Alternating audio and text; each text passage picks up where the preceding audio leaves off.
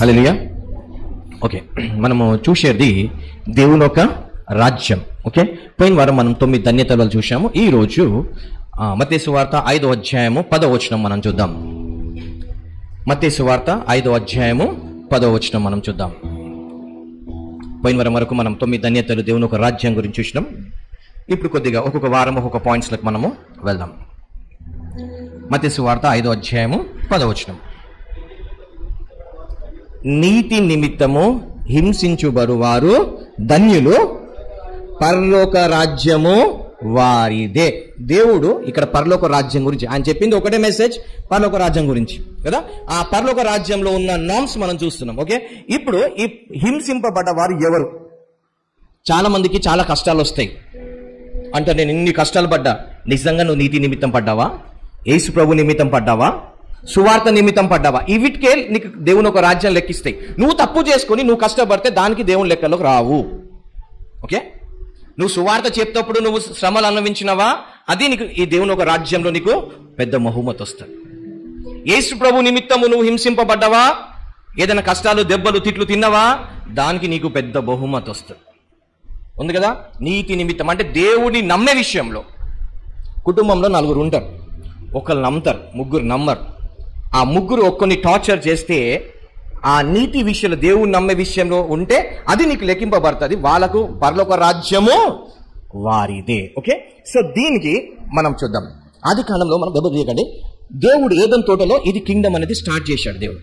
అయితే దేవుడు అన్ని చక్కగా చేసినట్టు మనం బైబిల్లో సృష్టిని, ఆకాశం, భూమి, నీరు, జంతువులు అన్ని పర్ఫెక్ట్ గా చేసినట్టు మనం బైబిల్లో చూస్తాము. కానీ ఒకటి మట్టుకు పర్ఫెక్ట్ కాలేదని దేవుడే గ్రహించాడు. ఏంటిది? మానవుడు కదా. దేవుడు అన్నిటి పర్ఫెక్ట్ గా చేశాడని బైబిల్ చెప్తుంది. కానీ ఒకటి లోటుగా ఉందని, ఆయన సృష్టిలో ఆయన చేసిన దాని ఒక లోటు ఉందని ఆయనకి గ్రహించినాడు. ఏంటిది? ఆదాం ఒంటరిగా ఉన్నాడని దేవుడు గ్రహించి ఆయన కింగ్డమ్ లో ఒంటరితనం అనేది దానికి ఏం లేదు, ఆ రాజ్యంలో ఒంటరిగా ఉండడానికి వీలు లేదు. కాబట్టి ఆయన నుండి సగం తీసి ఇంకొక ఆమెను చేశాడు దేవుడు. ఎస్, ఎందుకు ఒంటరిగా ఉండొద్దు, ఎందుకు దేవుడు ఒంటరిగా ఉండొద్దు అనేది ఆ కింగ్డమ్, ఆ రాజ్యంలో పెట్టాడంటే, అవ్వ పాపం చేసినప్పుడు ఒంటరిగా ఉందా, ఇద్దరు కలిసి ఉన్నారా కదా. మనిషి ఒంటరిగా ఉంటే ఏం చేస్తాడు? పాపం చేస్తాడు. అందుకే దేవుడు ఒంటరిగా ఉంటే ప్రసంగిలో వాడు పడిపోతే వాడికి ఇంకొకటి ఉంటే లేవనెత్తాడు. సో అందుకే దేవుడు ఒంటరిగా ఉండడము మంచిది కాదు అన్నాడు కదా. ఈ ఒంటరిగా ఉండడం ఎందుకంటే ఎందుకంటే మనిషి ఒంటరిగా ఉన్నప్పుడే పాపాలు చేస్తాడు. ఎలా పాపం చేస్తాడు? ఆలోచన ద్వారా, క్రియల ద్వారా. చాలా మంది చూడండి, బాత్రూమ్ పోతారు, గంట సేపు రారు. ఇప్పుడు ఏమనుకుంటారు? సాధారణంగా మనిషి బాత్రూమ్ పోయి గంట సేపు రాడంటే వీడేం పాపం చేస్తున్నాడు అంటాడు కదా. కొంతమంది చూడండి, ఫోన్లు తీసుకొని బయటికి వెళ్ళిపోయి ఒంటరిగా మాట్లాడతారు. కొంతమంది దుప్పట్లు కప్పుకొని మాట్లాడతారు. ఎందుకు మాట్లాడతారు? యవనస్తులు ఎందుకు మాట్లాడతారు? నేను మాట్లాడేది ఎవరు చూడొద్దు. ఎందుకు? నువ్వు చేసేది తప్పు కదా. తప్పు చేసిన వాడు ఏం చేస్తారు? ఒంటరిగా వెళ్ళిపోతాడు, ఒంటరిగా తప్పు చేస్తాడు. తాగాలనుకోండి, ఏం చేస్తారు? కొంతమంది ఎవరు చూడకుండా గమ్మున వెళ్ళి తాగేస్తారు. గుట్కా తింటున్నారు అనుకోండి, ఎవరు చూసి టక్కన వేసుకుంటారు. సిగరెట్ అనుకో దాచుకొని చెట్టు కింద ఎక్కడికి వెళ్ళి తాగుతారు. ఎందుకు? ఒంటరిగా ఉంటే ఆ వ్యక్తి ఏం చేస్తాడు? పాపం చేస్తాడు కదా. మీరు చూడండి, పాపం చేసిన వాడు అంతా ఏం చేస్తాడు? ఇటు ఇటు చూసి పాపం చేస్తాడు. అందుకే దేవుని ఒక రాజ్యంలో పాపం జరగొద్దని దేవుడు ఏం చేశాడు? ఇద్దరిని పెట్టాడు. అందుకే జంతువులు ఎక్కడ పోయినా ఇద్దరిద్దరు పోతే, ఇద్దరే ఆడుకుంటే, ఇద్దరు కలుసుకుంటే, ఇద్దరు చేస్తే కాబట్టి అవి పాపం చేయలేదు.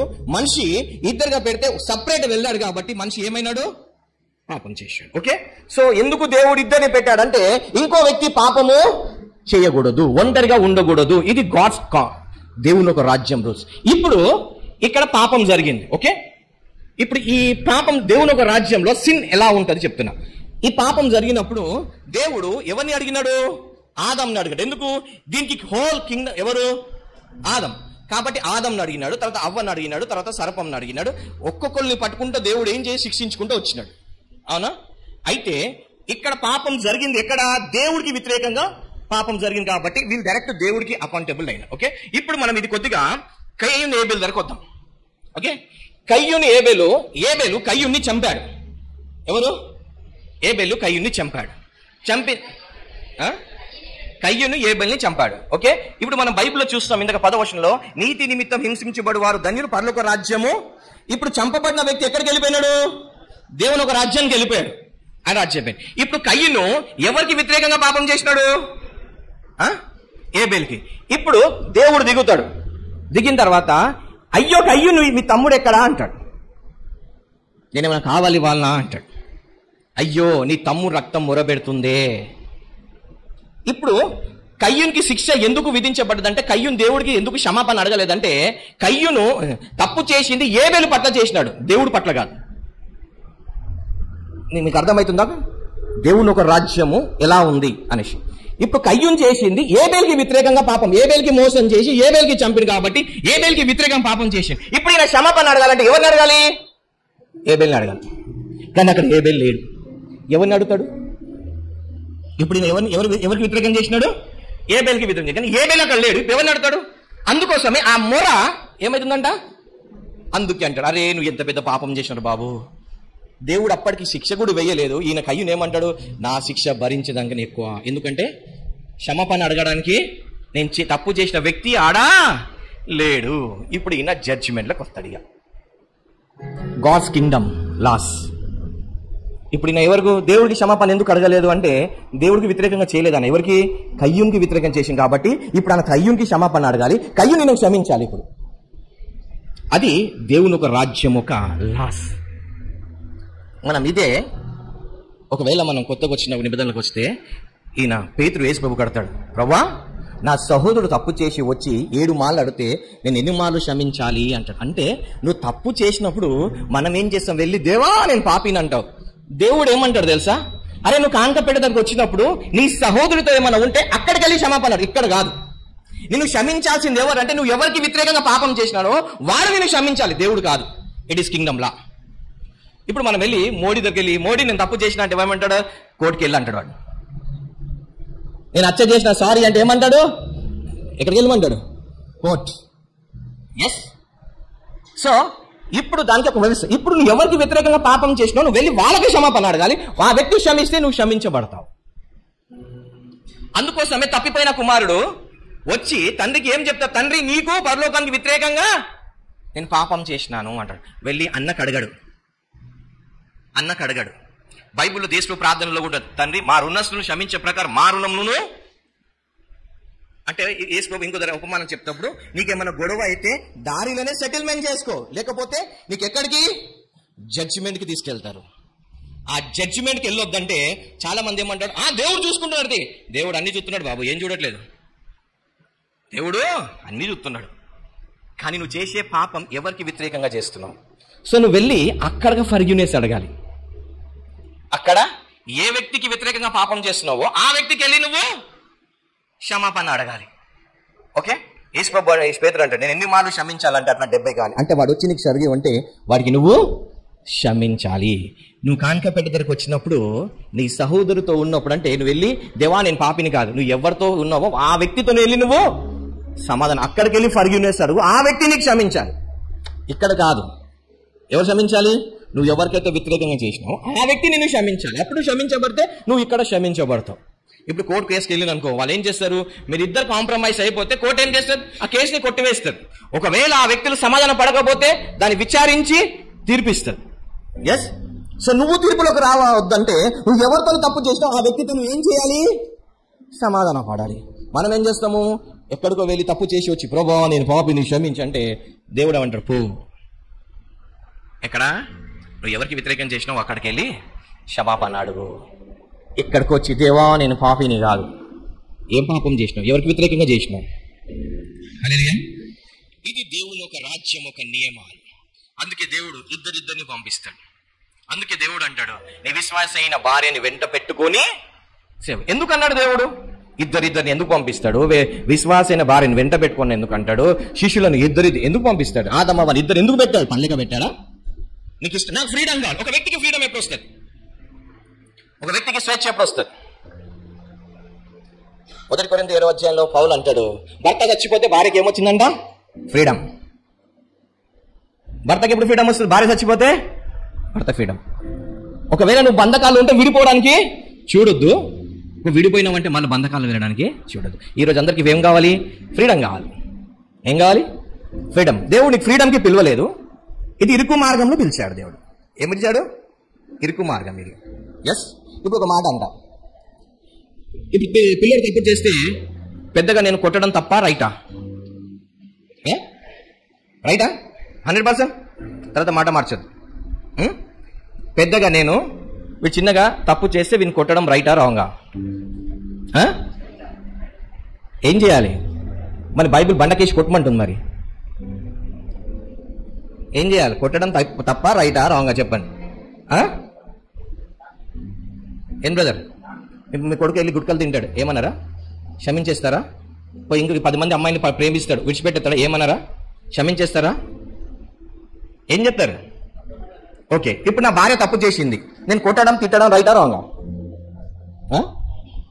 ఏంటి చెప్పండి? రైటా? ఎందుకు రైటు? ఎందుకు రైటు? తప్పు చేస్తే పెద్ద వ్యక్తికి ఏముంటది? అది కాదు. ఎందుకు తప్పు చేసి, ఇప్పుడు నేను ఒక వ్యక్తి తప్పు చేస్తే నేను కొట్టాను అనుకోండి, ఆ వ్యక్తి ఈయన ఊకి నన్ను కొడుతుంటాడు, తిట్టున్నాడు, టార్చర్ అన్నాడు అనుకో, ఇప్పుడు ఈ పడే శ్రమలు దీంట్లో ఈ రాజ్యంలోకి వస్తాయా? ఇప్పుడు ఎగ్జాంపుల్, నేను నా కొడుకుని తప్పు చేస్తే కొట్టినా, నా భార్యని బాగా కొడుతున్నాను తప్పు చేస్తే, వీళ్ళిద్దరు అంటారు ఏమనంటే, మా ఆయన ద్వారా మా డాడీ మస్తు హింసించేటోడు, మస్తు కొట్టేటోడు అంటే పరలోక రాజ్యం మాకు పెద్ద గ్రేట్ అంటే గ్రేట్ ఉంటుందా? ఎందుకుండదు? నువ్వు తప్పు చేస్తున్నావు కాబట్టి. ఎస్, హల్లెలూయా.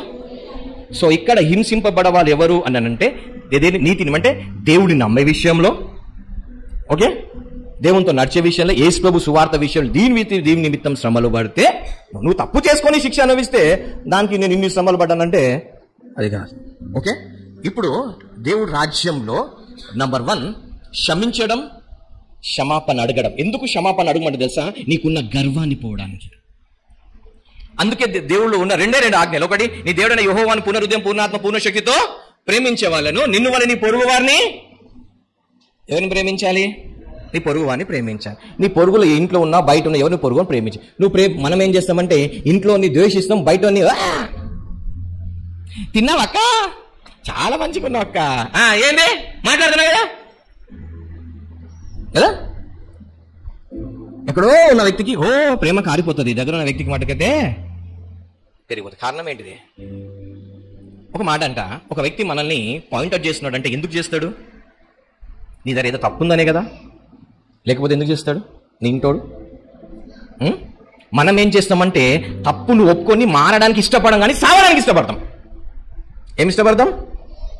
యేసు ప్రభు కోసం బతకడానికి ఇష్టం ఉండదు, కానీ యేసు ప్రభు కోసము చచ్చిపోవడానికి. నిజంగా చచ్చిపోయే టైం వస్తే ఎంతమంది ఉంటారో చూడాలి. అప్పుడు చాలా మందికి యేసు ప్రభు బతకడం ఇష్టం ఉండదు, యేసు ప్రభు కోసము చచ్చిపోవడం ఇష్టం, కానీ నిజంగా టైం వచ్చిందనుకో ఎంతమంది నిలబడతారో చూడాలి, అప్పుడు తెలుస్తుంది కదా. బతుకురా అంటే నేను బతకను, సస్తానంటావు, సచ్చే టైం వచ్చినప్పుడు చూడాలి నిజంగా నువ్వు సస్తావా యేసు ప్రభు కోసం లేదా అనేసి. అవునా కదా?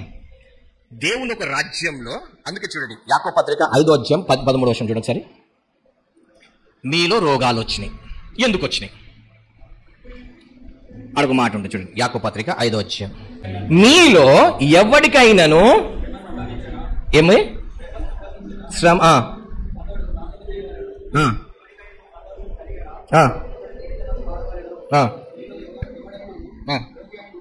మీలో ఎవడైనా రోగి అయి ఉన్నాడా? రైట్. మీలో ఎవడైనా రోగి అయి ఉన్నాడా? రైట్. ఇప్పుడు మీ పాపములు ఏముంది అక్కడ? దేవుని దగ్గర ఒప్పుకోమని ఎందుకు లేదు అక్కడ? మీ పాపములు దేవుని దగ్గర ఒప్పుకోమని ఎందుకు లేదు? ఎక్కడ ఒప్పుకోమని ఉంది? ఇప్పుడు ఒక మాట అంట, ఇద్దరు ఉన్నారు, నేను ఇంకో వ్యక్తి ఉన్నాను, నాకు రోగం వచ్చింది అంటే ఇద్దరం ఉన్నామంటే ఈయనకు రోగం రాదు, నాకు రోగం వచ్చింది. దాని అర్థం ఏంటిది? నేను సంథింగ్ పాపం చేసిన. ఇప్పుడు నేను నాకన్నా ఏ నీతిమంతుడు, ఇప్పుడు నేనేం చేయాలి? బాబు నేను ఏమైనా పాపం చేస్తే ఫస్ట్ నేను పాపం చేసిన ఒప్పుకుంటే నాకేమవుతుంది? ఏమవుతుంది? హీలింగ్ ఎక్కడ అవుతుంది? అందుకే చూడండి క్యాథలిక్ చర్చెస్లో వాళ్ళు ఏం చేస్తారంటే ఒక ఫాదరు ఒక కవరింగ్ వేసుకొని కూర్చుంటే వాళ్ళు వచ్చి ఫేస్ కనిపించకుండా జాలకెళ్ళి వాళ్ళ పాపాలన్నీ ఒప్పుకుంటారు. బైబిల్లో లేవికాండం 5వ అధ్యాయము 5వ వచనం చూద్దాం ఒకసారి. లేవికాండం 5వ అధ్యాయం 5వ వచనం. ఇది ఓల్డ్ టెస్ట్మెంట్ లో న్యూ టెస్ట్మెంట్. ఈ దేవుని ఒక రాజ్యం గురించి నేను చెప్తున్నా. Kingdom of God. కాబట్టి ఏంటిది? అపరాధి అయినప్పుడు, ఏదో విషయంలో పాపం చేసినప్పుడు ఎక్కడ ఒప్పుకోవాలి? ఎక్కడ ఒప్పుకోవాలి? పాపాలు ఎక్కడ ఒప్పుకోవాలి? యాజకుడి దగ్గర వచ్చి ఒప్పుకోవాలి. యాజకుడు ఒక బలి అర్పణ. చదవండి అక్కడ.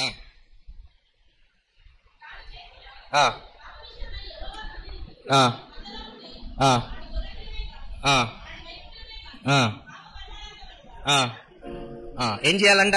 యాజకుడి దగ్గరకు వచ్చి, పాపం చేసినప్పుడు ఒకటి తీసుకొచ్చి యాజకుడి దగ్గరకు వెళ్ళి, నేను పాపం చేసినా, నీకు ఇది చేసినానని చెప్పేసి పరిహార్థ బలి ఇస్తే యాజకుడు నీకు క్షమిస్తే నీ పాపాలు క్షమించబడతాయి. ఓల్డ్ టెస్టమెంట్లో ఎవరు క్షమించాలి నీ పాపాలు?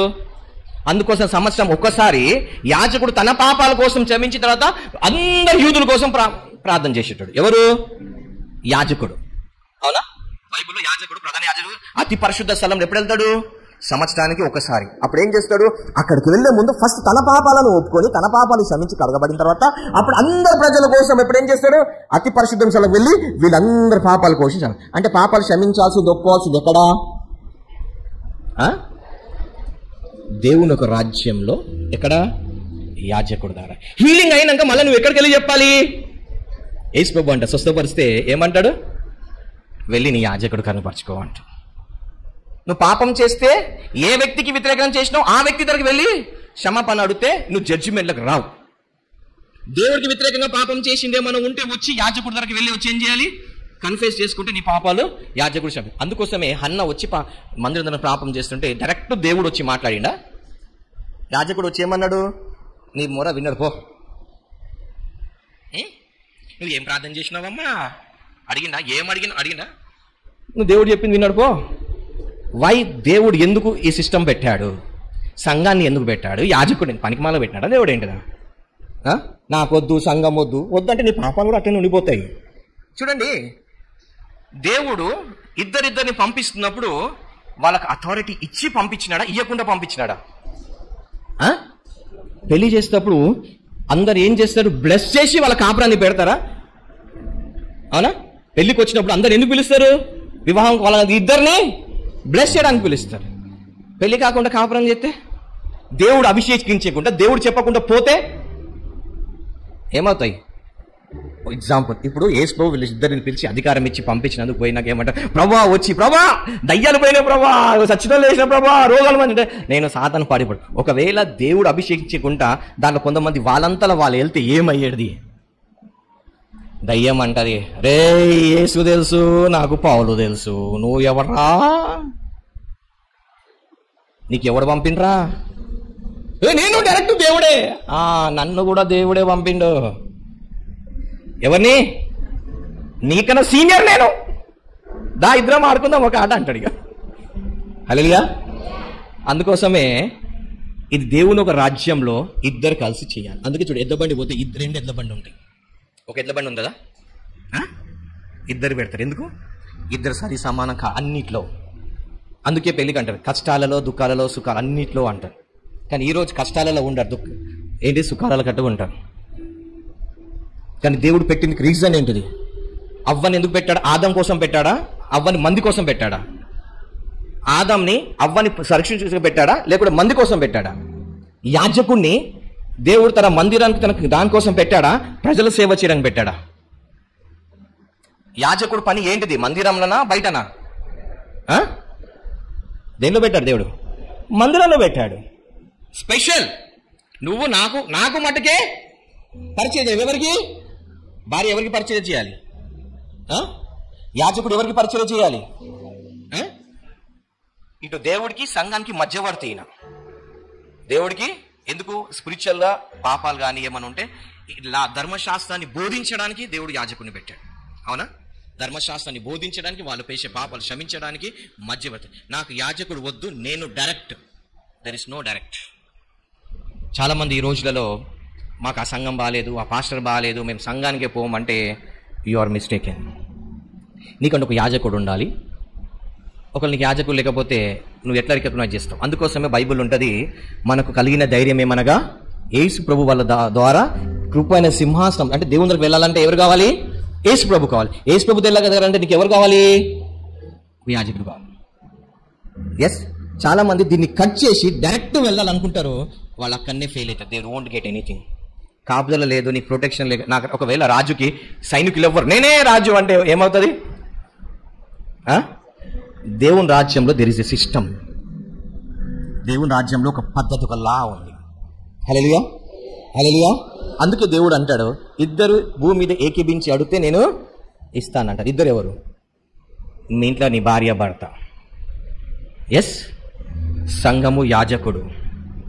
నువ్వు ఇద్దరిద్దరుగా పంపిస్తున్నప్పుడు ఇద్దరు ఏకంగా లేకపోతే వాళ్ళు ప్రయాణం చేయగలుగుతారా? ఇప్పుడు ఒక మాట చెప్తా. నాకు ఒక దేవుడు దర్శనం ఇచ్చాడు. ఒకవేళ మీరు ఆ దర్శనానికి అంగీకరించకుండా ఈయనకేనా అని చెప్పి ఆరోన్ లెక్క, మీరియం లెక్క ఇచ్చేస్తే సేవ నాతో చేయగలుగుతారా? నాకు సపరేట్ యు హ్యావ్ వెళ్ళొచ్చు. హల్లెలూయా. దేవుడు ఆ రాజ్యంలో ఇద్దరిద్దరిని పెట్టాడు. నోవా ఓడ కట్టినప్పుడు ఎట్లా పోయినారు వాళ్ళు? నోవా ఓడలో ఎట్లా పోయినా? అన్ని రెండేసిపోయినాయా? ఎందుకు రెండేసిపోయినాయి? ఒకటి అనొచ్చు కదా, నాకు ఈరోజు కాలు బాగాలేదు, నేను రాను, రేపు వస్తే ఏమయ్యాడు? నాకు ఈరోజు బాగలేదు ఓడలో రావడానికి, ఈరోజు మీరు వెళ్ళు, నేను రేపు వస్తానంటే ఏమయ్యాది? డోర్ ముయ్యంగా నాకు ఇప్పుడు మూడు వచ్చింది, నేను ఓడలోకి వెళ్తానంటే ఏమయ్యాది? హల్లెలూయా. ఒంటరిగుంటే ఏమవుతుంది? ఈ పాపం చెయ్యొద్దనే కదా దేవునికి పెట్టింది ఇంకొక వ్యక్తిని. లేదు నాకు విడిచిపెట్టి వెళ్ళిపోమంటే అంటే నువ్వేం చేస్తున్నావు? వెళ్ళి పాపం చేసుకోపో అంటున్నాను. ఎగ్జాంపుల్, భార్య అన్నదనుకో, భర్త అన్నాడు అనుకో, ఏమని? నువ్వు బతికే నాది నేను బతుకుతా అన్నాడు అనుకో. భార్యను భర్తను అన్నాడు అనుకో, నువ్వు బతుకు నాది నేను బతుకుతా, నువ్వు చూసుకో నాది నేను చూసుకుంటా అన్నాడు అనుకో. దాని అర్థం ఏంటిది?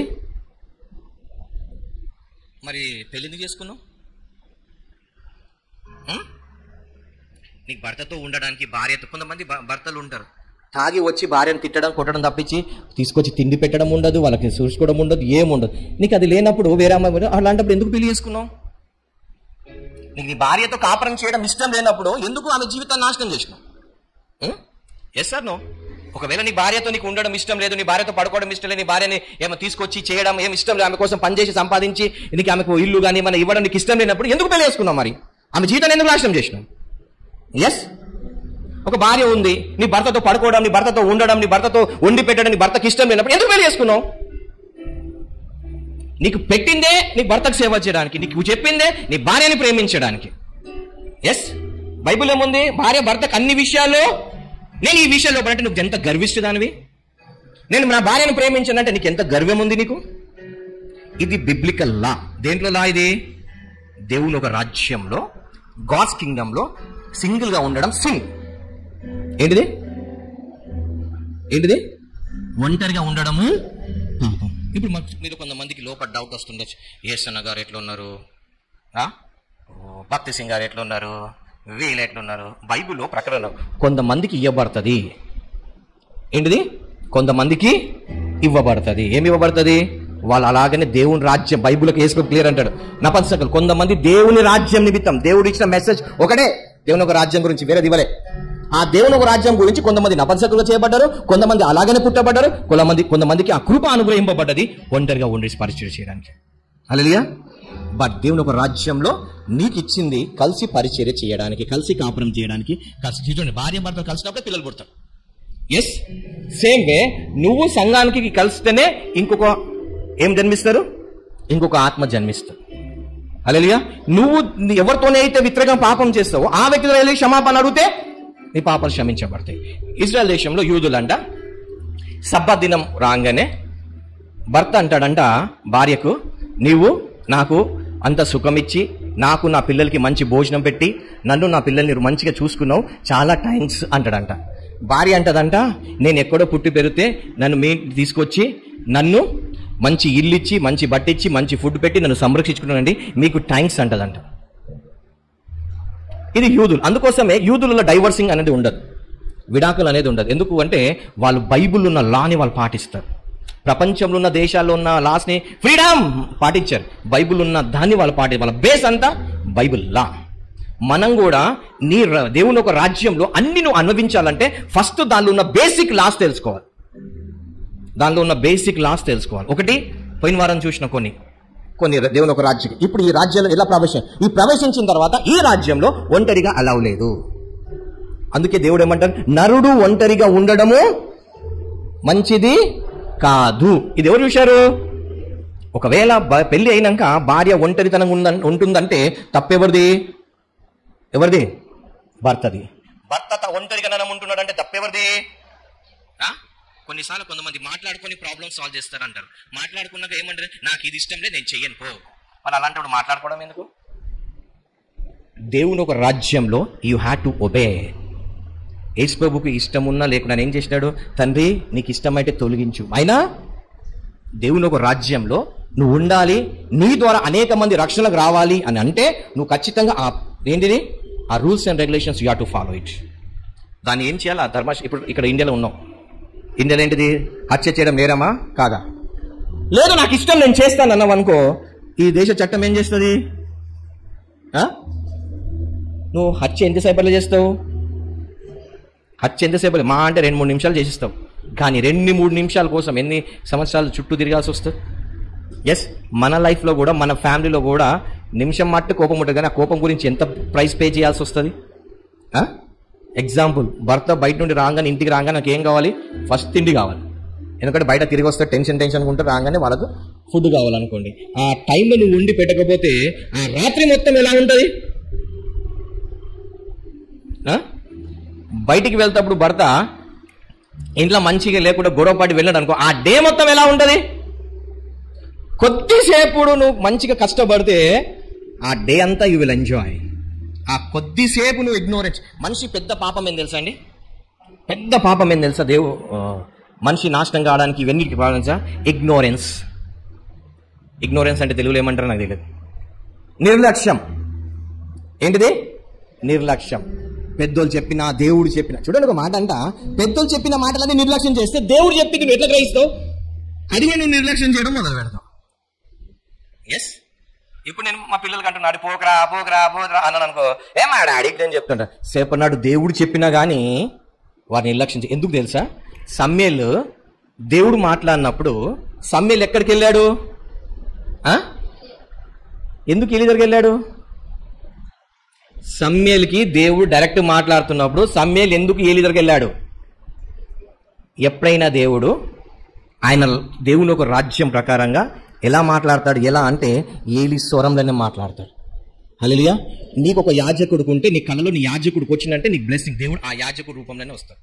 నీకు బ్లెస్సింగ్ రిలీజ్ చేయాలంటే స్పిరిట్లో వచ్చి ఆ యాజకుడు రూపంలోనే నీకు చేస్తాడు దేవుడు. నీకు స్వరం వినిపించాలన్నా ఆ యాజకుడు. ఎందుకంటే ఈ యాజకుడిని నియమించింది, అభిషేకించింది, పెట్టింది ఎవరు? ఒకవేళ దేవుడు డైరెక్ట్ నీతో మాట్లాడితే యాజకుడు ఎందుకు మళ్ళీ? ఎస్, ఇప్పుడు ఒక మాట చెప్తా. నాకు దేవుడు అభిషేకించి దేవుడు మాట్లాడి దేవుడు అన్నాడు, నేను దీవించే వారు దీవిస్తాను, దూషించే వారు దూషిస్తుంది. ఈ ప్రామిస్ నాకు మా భార్యకు వర్తించదా? ఇప్పుడు ఆమె నాకు తిట్టింది అనుకో, ఏమవుతుంది? నాకు రెస్పెక్ట్ ఇవ్వలేదు అనుకోండి, ఆమెకి ఏమవుతుంది? ఎందుకు నాకు డామినేట్ చేసింది అనుకో ఏమవుతుంది? పని మా కొడుకు చేసినాడు అనుకో ఏమవుతుంది? మా డాడీ కాదని. అరే నీకు డాడీ రా, నాకు డాడీ కాదని. నేను ఒకవేళ నువ్వు రిజెక్ట్ చేసినావు అంటే గాడ్ చూసెస్ ని రిజెక్ట్ చేసినట్టు. అంటే నిన్ను తునికరిస్తే నన్ను అంటే దేవుడు చూడండి ఎట్లా లింక్ పెట్టాడు. ఎందుకు దేవుడు ఈ లింక్ పెట్టాడంటే నీ ఈగో, నీ ప్రైడ్ని చంపేయడానికి. అందుకంటే నిన్ను వది నీ పొరుగు వారిని ఏముంది లా. ఫస్ట్ లా ఏంటిది? నీ దేవుడైనా యెహోవాని పునరుదయం పూర్ణాత్మ పూర్ణశక్తితో ప్రేమించాలి. నెక్స్ట్ నీ పొరుగు వారు ఎవరు? కనిపించటోనే నువ్వు ప్రేమించకుండా, కనిపించటోనే మాట వినకుంటే, ఇప్పుడు నిన్ను పట్టించి పోషించి ఇల్లిచ్చి నీ కోరికలన్నీ తీర్చే వ్యక్తి మాటని వినకపోతే కనిపించిన దేవుని ఎట్లా వింటావు నువ్వు? మళ్ళా దానికి దయ్యము చేతబడి అని పెడతావు మన పేరు. నువ్వు చేయాల్సింది చేయకుండా దయ్యము చేతబడి ఇవన్నీ ఎందుకు వస్తున్నాయి? నువ్వు ఎక్కడున్నావు? దేవుని ఒక రాజ్యంలో ఉన్నావు. దేవుని ఒక రాజ్యంలో నువ్వు లా పాటించకపోతే నీకు పీస్ ఎక్కడ వస్తుంది? నీకు రాదు, ఎవరికి రాదు. కారణం ఏంటిది? ఎక్కడైనా ఎవరైనా వెళ్ళి డైరెక్ట్గా దేవుని ప్రభా నేను తప్పు పాపం చేసి క్షమించు, బైబిల్ ఉందా? ఎక్కడికి వెళ్ళే వాళ్ళందరూ ఎవరితో తప్పు చేస్తారో వాళ్ళ దగ్గరికి వెళ్ళి క్షమాపణ అడగాలి. లేదా మందిరంకి వచ్చి యాజకుడి దగ్గరికి వెళ్ళి నేను ఇట్లా దేవుడి పేరు చేసిన క్షమించి ఇక నా పాపాత్ర బలి స్వస్థత పొందినాక బైబిల్ ఎందుకు ఉంది? రోగాలు ఏముంది? ఇజ్రాయెల్ అరణ్యంలో 40 సంవత్సరాలు వాళ్ళకి రోగాలు వచ్చినాయా? రాలే. శిక్ష ఎందుకు వచ్చింది? పాపం చేస్తూ వచ్చింది. ఇక్కడ దేవుడు అంటాడు ఏంటిది? కొత్త నిబంధనలు నీకు స్వస్థత చేసినప్పుడల్లా అంటాడు ఏమంటాడు? ఇక మీదట పాపం చెయ్యకు, ఇక మీదట పాపం చెయ్యకు అంటాడు. ఏమంటాడు? ఇక మీదట పాపం చెయ్యకు. కారణం ఏంటిది? రోగానికి వెనుకలు ఉన్నది పాపం. పాపం వెనుకలు ఉంది దయ్యం. ఎస్, ఈ దయ్యం ఏం చెప్తుందంటే నీకు తగ్గించుకోవడానికి ఇవ్వదు అనేసి. ఆ ప్రైడ్ ఈగోని ఎప్పుడు చంపుతావో అందుకే దేవుడు అంటాడు తను హెచ్చించుకున్నవాడు తగ్గించబడను, తగ్గించుకున్నవాడు హెచ్చించబడను. చాలా మంది అనుకుంటారు ఫర్గివ్నెస్ అడిగితే నా పరువు పోతుంది, నాది అది పోతుంది, ఇది పోతుంది అనుకుంటారు. ఒక మాట చెప్పాలన్నా, దేవుని ఒక రాజ్యంలో నువ్వు రియల్గా తప్పు చేస్తే, చేయకుండా కాదు చేస్తే, నువ్వు ఫర్గివ్నెస్ అడిగినావు అనుకో, ఏమవుతుంది? నీకున్న బాండేజెస్ బ్రేక్ అవుతాయి. ఏమైతాయి? నీకున్న బంధకాలు దిగి. చూడండి, దావీదు బెర్షిబాతో పాపం చేసినాడు. ఎస్, పాపం చేసినప్పుడు ఒక సంతానం వచ్చింది. ఆయన వెళ్ళి దేవుని దగ్గర ప్రార్థన చేస్తా ఉన్నాడు. దానికి ఫలం ఏమైనా వచ్చిందా? వచ్చిందా? లేదు. అసలు ఈయన పాపం ఎవరికి వ్యతిరేకంగా చేసినాడు? ఊరియాకు వ్యతిరేకంగా చేసినాడు. ఆయన ఆడి ఊరియా దగ్గర వెళ్ళి క్షమాపణ అడగడానికి ఊరియా బతికేలేడు ఆడ. ఎస్, అందుకే కొడుకు చచ్చిపోతాడు. బెర్షిబాతును అడగడానికి బెర్షిబాతు ఇద్దరు కలిసి, కానీ ఈయన మెయిన్ తప్పు చేసింది ఎవరికి వ్యతిరేకంగా? ఆయనకు వ్యతిరేకంగా చేశాడు. ఆయన లేడే లేడు అక్కడ. అది అందుకే నాతన్ దగ్గరకు వచ్చి చెప్పినప్పుడు నాతన్కి అంటాడు నేను పాపిని అని నాతన్ దగ్గర ఒప్పుకుంటాడు. ఎవరు ఒప్పుకుంటారు? దావీదు ఒప్పుడు నేను పాపం చేసినాను అని ఒప్పుకుంటాడు. అందుకే నాతన్ అంటాడు నువ్వు ఒప్పుకున్నావు కాబట్టి నీకు మరణం నుండి దేవుడు తప్పి, లేక నువ్వే చచ్చేటోడ్రా బాబు. ఎందుకంటే ఆయన రక్తం మొరబెడుతుంది. హల్లెలూయా. ఈరోజు సిన్ కన్ఫెషన్ ఎక్కడ చేయాలి? హల్లెలూయా. నేను దేవుని రాజ్యంలో ఉన్న లాస్ట్ చెప్తున్నా, దానిలో ఉన్న పద్ధతులు, దానిలో ఎలా ఉండాలి. ఇది ఒకవేళ మనం తెలుసుకుంటే you will be a rich person, wealthy person. Hallelujah. ఈ దేవుని ఒక రాజ్యం గురించి తెలుసుకున్నావు అంటే నువ్వు అది దాని ప్రకారం నడుచుకుంటే నువ్వు చాలా వెల్తీ పర్సన్గా మారుతావు. హల్లెలూయా. ఒక మాట అంట, యేసు ప్రభు శిష్యులు అన్ని విడిచిపెట్టి వచ్చారు. ఎస్, వాళ్ళు ఎప్పుడైనా ఉపవాసం పడుకున్నారా? పోనీ మామూలు సాధారణమైన భోజనం చేశారా? సాధారణమైన వస్త్రాలు వేసుకున్నారా? యేసు ప్రభుకి అయితే ఉండడానికి ఇల్లు లేదంటాడు, కానీ చనిపోతాడు ఆయన వస్త్రాలకి చీటీలు వేసుకుంటాడు. అంటే ఎంత కాస్ట్లీ క్లోత్స్ అయితే వేసుకుంటారు. అది మీకు అర్థమవుతుందా? యేసు ప్రభు నాకు ఉండడానికి ఇల్లే లేదురా బాబోయ్ అంటాడు. నేను ఏదో ఒలివ చెట్టు కింద ఎక్కడో ఉంటున్నాను. అయితే ఆ వ్యక్తి ధర క్లాత్స్ ఎలా ఉండాలి? నేను చెప్పింది అర్థమవుతుందా? అర్థం కావట్లేదు. బట్టలు ఎలా ఉంటాయండి? ఇల్లు లేదైనా మామూలు బట్టలు ఉంటాయి, ఇల్లు లేని ఇంకా ఎట్లుంటాయి? కానీ యేసు ప్రభు బట్టలు ఎలా ఉన్నాయి? శిష్యుల బట్టలు ఎలా ఉన్నాయి? కింగ్స్. నువ్వు ఎప్పుడైతే దేవుని ఒక రాజ్యంలో ఉన్న నియమాలు తెలుసుకొని దాన్ని పాటిస్తావో నువ్వు కూడా వెల్తీగా మార్చబడతావు. హల్లెలూయా. ఎక్కడ తగ్గించుకోవాలి అక్కడ తగ్గించుకోవచ్చు, ఎక్కడ నువ్వు తగ్గొద్దు అక్కడ తగ్గకుండా ఉంటావు. ఎలా దేవుని ఒక రాజ్యాలు ఆ నియమాలు తెలుసుకొని దాని ప్రకారం జీవిస్తే you are the blessed person. అప్పుడు నువ్వు డబ్బు వెంట అస్సలు డబ్బు మాటనే ఎత్తావు. దేవుని ఒక రాజ్యంలో ప్రవేశించిన వాళ్ళు ఎవ్వరు డబ్బు గురించి మాటనే ఎత్తారు, డబ్బు గురించి ప్రేరే చేయరు. బైబిల్ ఉన్న ధనం కోసం ప్రార్థన చేసిన వాళ్ళు ఉన్నారా? పేతురు వచ్చింట, ప్రభా పన్ను కట్టాలి ప్రభా. వెళ్ళి చేప పట్టరా బాబు, చేప నోట నీకు నాకు కట్టే పో అంటాడు. అవునా? ప్రార్థన చేద్దాం ఇప్పుడు. డబ్బు కోసం డబ్బు రావాలి, సునాంలో డబ్బు రావాలి. ఎక్కడ ఉందా? లేదు. ఎందుకు? ఈరోజు క్రైస్తవులందరూ డబ్బు వెంట ఉరుకుతున్నారు. కారణం ఏంటిది? ఈ లాస్ తెలియక. నువ్వు తలగా ఉంటావు కానీ తోకగా ఉండవు అన్నారు, కానీ తోకగానే ఉంటావు. కారణం ఏం తెలుసా? ఈ చట్టం తెలియక. నువ్వు ఒకవేళ ఈ చట్టాలు తెలుసుకుని దానికి పాటిస్తే నీకు ఆ టైంలో అవన్నీ అనుగ్రహింపబడతాయి. నువ్వు డబ్బు కోసం అడగాల్సిన, డబ్బు కోసం ప్రయాసపడిన అవసరమే ఉండదు. నీకు డబ్బు కోసం ఒక్క రిక్వెస్ట్ కూడా ఇవ్వాల్సిన అవసరమే ఉండదు. ఎందుకు? తప్పిపోయిన కుమారుని దగ్గర ఉంది. జ్యేష్ఠుడు ఏమంటాడు? నేను ఎప్పుడు నీకు అడిగినానా అంటాడు. అడగాల్సిన పని ఏంటిది? నువ్వు మీ డాడీ ఇంట్లో ఉన్నప్పుడు, డాడీ నేను వెళ్ళి బిస్కెట్ కొనుక్కుంటా 10 రూపాయలు, అడగాల్సిన అవసరం తీసుకో, నీదే కదా. కొంతమంది ఇంట్లోనే ఉంటారు కానీ ఇంట్లో స్వతంత్రం లేకుండా వాళ్ళకు బందీగా పెట్టుకుంటారు. దాని తప్పెవరిది? ఇప్పుడు ఉదాహరణ చెప్తా. మా ఇంట్లో మా మిస్సెస్ ఉందనుకోండి, ఏమండి పాల ప్యాకెట్ డబ్బులు ఇస్తారా? పాల ప్యాకెట్ లేదు. అవసరమా? డబ్బులు తీసుకుని పాల ప్యాకెట్ తీపిస్తే అయిపోయా. ఎందుకు? దీనికి వ్యత్యాసం. నేను ఎప్పుడన్నా అడిగినానా? నీకు ఎవరు అడగాల్సిన అవసరం ఏముంది? నేను చెప్పింది అర్థమవుతుందా? అర్థం కావట్లేదా? గాడ్స్ కింగ్డంలో నీకు దేవుని ఒక రాజ్యంలో నువ్వు నాది అనుకున్నప్పుడు ఏం చేస్తావు? ఎక్కడ ఖర్చు పెట్టాలి అక్కడ ఖర్చు పెడితే, అక్కడ పెట్టదు అక్కడ పెట్టవు. ఫాల్తు ఖర్చు చేయాల్సిన అవసరం లేదు నీకు. ఎందుకు? ఆ టైంలో నీకు అనుగ్రహింపబడతాయి. ఇప్పుడు పాల ప్యాకెట్కి మావిడ నాకు డబ్బులు అడగాల్సిన అవసరమా లేదు. అక్కడ ఉంటే తీసుకుంటే పాల ప్యాకెట్ దేపరే ఈ మనీ రిసెప్ట్ పోయి పాల ప్యాకెట్ తీసుకుంటే అయిపోతుంది. నేను ఎప్పుడైనా మీ పాల ప్యాకెట్ డబ్బులు అడిగినానా అంటే అడగాల్సిన కర్మ ఎందుకు పట్టింది నీకు? హల్లెలూయా. మీరు ఎప్పుడైతే దేవుని ఒక రాజ్యంలో ప్రవేశపెడతారో మీరు అక్కడ అడగాల్సిన అవసరం ఉండదు. అవ్వ వచ్చి అడిగిందా, ఆదం గారు, ఆదమండి ఆ పండు తెంపుకొని తినొచ్చండి అన్నదా? దేవుడు ఏమన్నాడు? ఈ తోటలన్నీ తిన్నాడు, కానీ అది మటు తినొద్దన్నాడు. ఎస్, ఏదో ఒకటి తినమన్నాడా? నీకు ఇష్టం వచ్చింది తిను, నీకు అడిగేటోలే లేదు. బట్ దేర్ ఇస్ ఎ లా, ఆ పండు మటన్ తినగలదు. ఎస్. సో దేవుని ఒక రాజ్యంలో ప్రవేశపెట్టినప్పుడు ఏంటిది? నీకు బంధకాలు తెగిపోవాలంటే, నీకు రోగం నుండి నీకు విడుదల కలగాలి, దీర్ఘకాల రోగాలు అంటే ఏంటిది? నీ పాపాలు నువ్వు ఒప్పుకోవాలి. ఎక్కడా?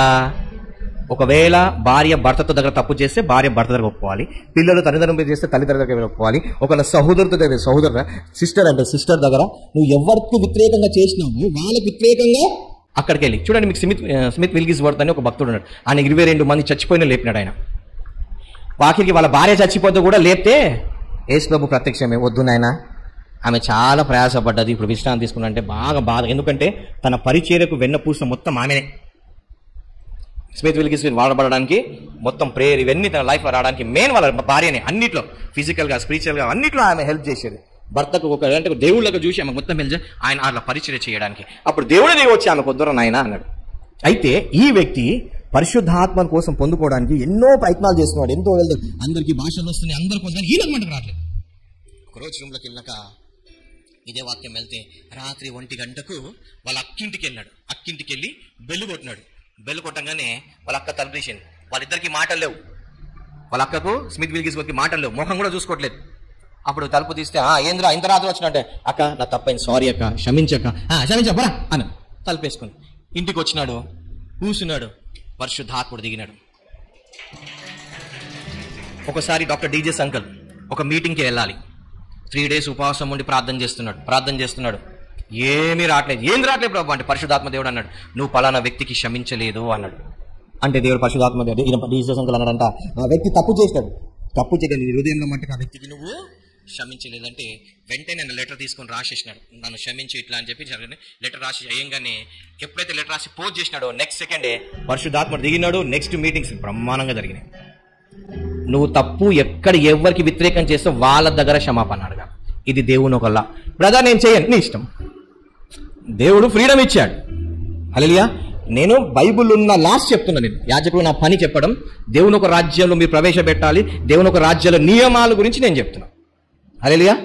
దేవుని ఒక రాజ్యంలో నియమాలు, కానీ ఒక గుర్తుపెట్టుకో, ఈ నియమాలలో ఇంకొక నియమం ఉంటుంది.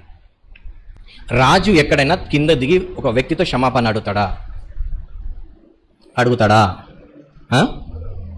యాజకుడు దిగి ఒక వ్యక్తి దగ్గర క్షమాపణ అడుగుతాడా? ఏమవుతుంది తెలుసా? ఒకవేళ యాజకుడు వెళ్ళి ఒక వ్యక్తికి క్షమాపణ అడిగితే ఆ వ్యక్తి లైఫ్ డిస్ట్రాయ్ అవుతుంది. అర్థమైందా? చాలా మంది అంటే పాస్టర్ వచ్చి నాకు క్షమాపణ అడగాలంటాడు. పాస్టర్ వచ్చి నీకు క్షమాపణ అడిగితే నీకు బాగా పడుతుంది. ఆ పాస్టర్ ఒకవేళ దేవుడి చేత అభిషేకింపబడినవాడు, వేరే పాస్టర్ అయితే నీకేం కాదు. ఆయనంతలో ఆయన ఉద్యోగం జరగకుండా, ఉద్యోగం సగం జరగకుండా సంకల్పం నేను పాస్టర్ని అని చెప్పి నేను ఇవి చేసి వస్తే అట్లాంటి నీకు ఏం కాదు. కానీ దేవుడి చేత అభిషేకింపబడి వచ్చిన పాస్టర్ వచ్చి నీకు క్షమాపణ అడగాలన్నప్పుడు కూర్చుంటే నీకు అడిగితే నీ ఫ్యామిలీ మొత్తం డిస్ట్రాయ్ అవుతుంది. అందుకోసమే బైబిల్లో ఎక్కడ ఏ యాజకుడికి వెళ్ళి ఎవరైనా క్షమాపణ అడిగినట్లేదు ఉందా? యేసు ప్రభు సిలువలో ఏమంటారు? తండ్రి వీరు ఏం చేసే వీళ్ళకి యాజకుడు పని చేయాల్సిన పని ఫర్గివ్నెస్ వాళ్ళకి ఇవ్వాలి. కానీ యాజకుడికి వచ్చి నిన్ను క్షమాపణ అడిగితే నీ ఫ్యామిలీ డిస్ట్రాయ్. అది గుర్తుపెట్టుకోండి. ఎందుకు చెప్తున్నానంటే పాస్టర్ వచ్చి నాకు ఫర్గివ్నెస్ అడగాలంటే నీ ఫ్యామిలీ డిస్ట్రాయ్ అవుతుంది. గుర్తుపెట్టుకోండి.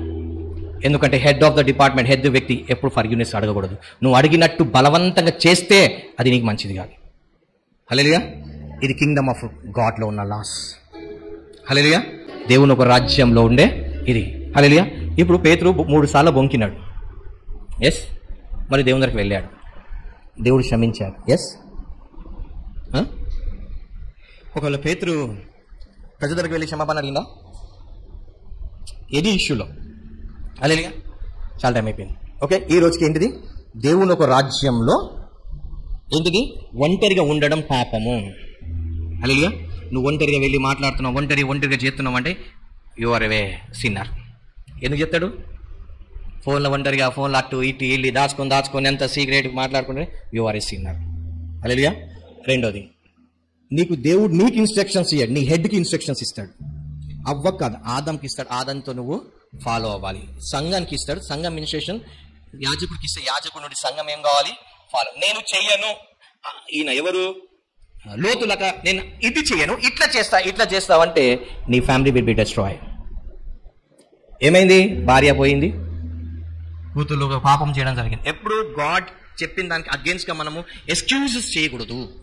ఓకే, ఇది దేవుని ఒక లాస్ట్ నియమాలు. Okay right. ఈ రోజు ఏంటిది?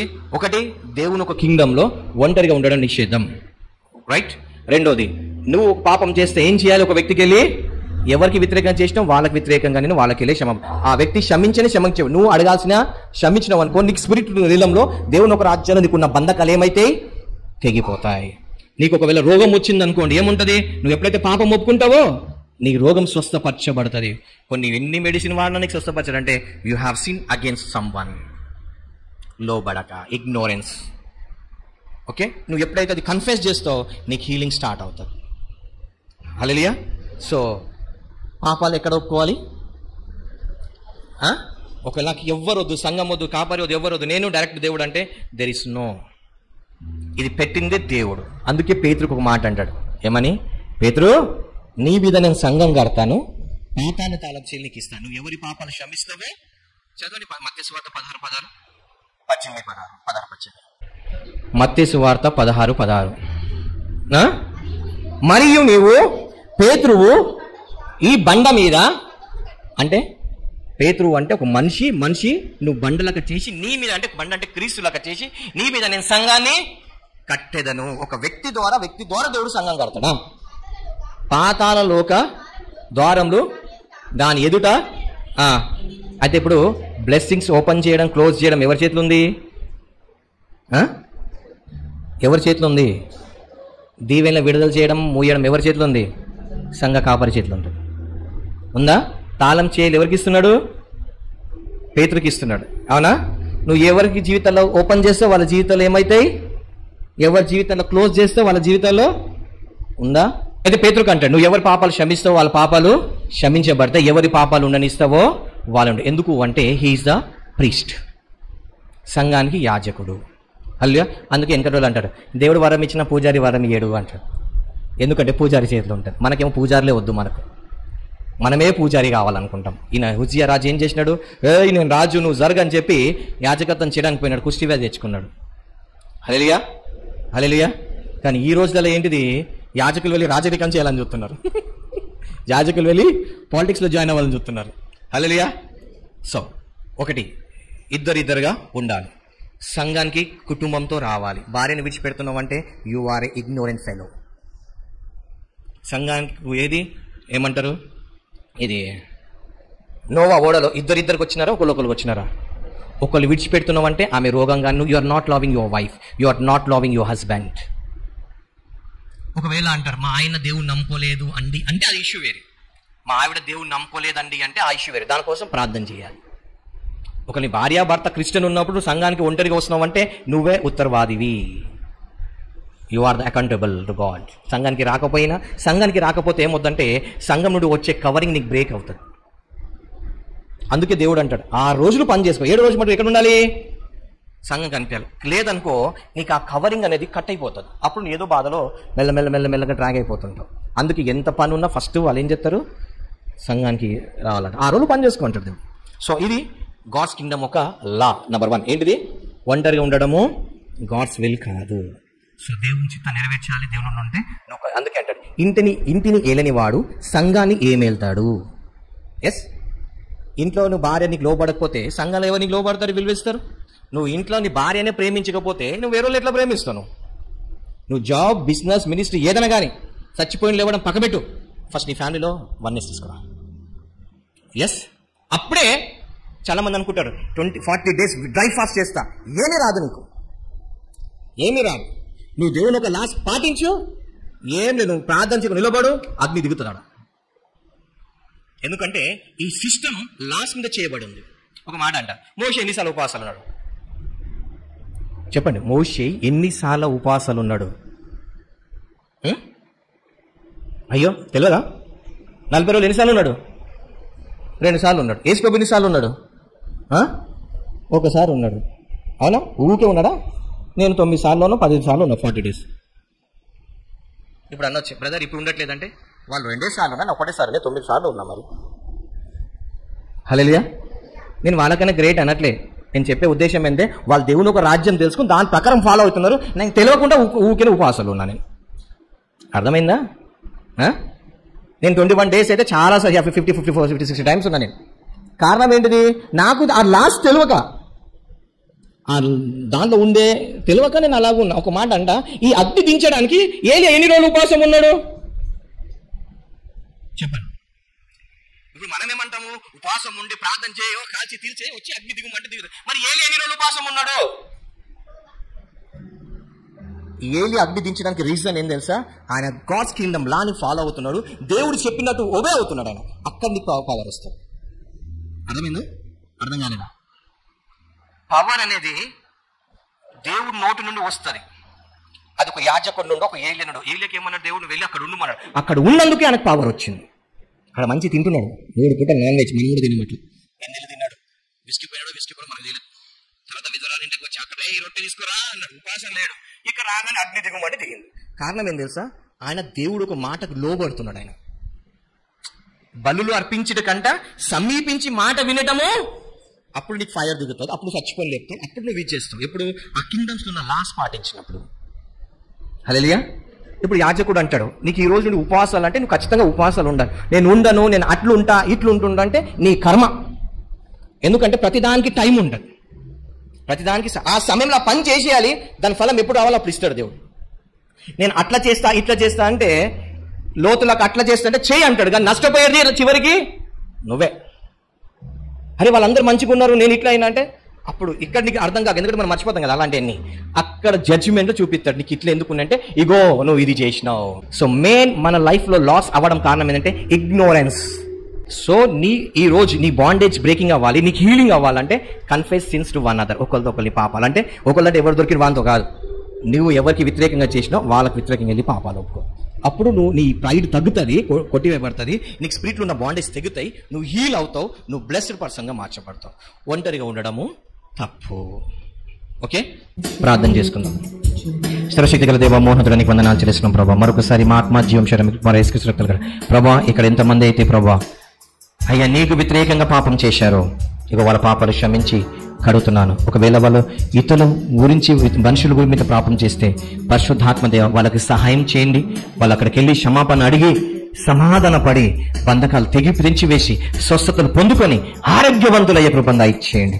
నీ ఆజ్ఞకు లోబడే కృపంగా ఇచ్చేయండి అయ్యా. నీ గాయమైన హస్తాలు చాపి దీవించమని సకల ఘనత మహిమ నీకే చెల్లిస్తూ యేసుక్రీస్తు నామములో అడుగు పొందుతున్నాం తండ్రి.